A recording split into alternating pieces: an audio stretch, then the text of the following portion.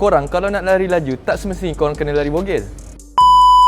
Tak semestinya korang kena pakai seluar pendek, tight pendek untuk menjamin keselesaan korang dan juga untuk korang nak lari lebih laju. Tapi kita ada pilihan lebih banyak. Seluar panjang, seluar 3/4, tight panjang pun korang dah boleh pakai dah. Jom kita jumpa Asrul, orang yang dah terkenal dalam dunia trail dan sentiasa podium dalam ultra event. Macam saya sendiri, training, masuk event. Macam minggu lepas, 50 km saya masuk dekat Pahang Eco. Nombor 3 podium. So, apa alasan korang untuk tak tutup aurat bila berlari? Dekat Decathlon, kita ada 3/4, tight panjang, seluar panjang. Semua breathable, lightweight dan cepat kering. Risau Malaysia, Decathlon ada lotion anti-friction. Korang dah dengarkan daripada brother Asrul, dah tak ada 1001 alasan lagi untuk korang tak start berlari menutup aurat. Banyak lagi pilihan yang ada.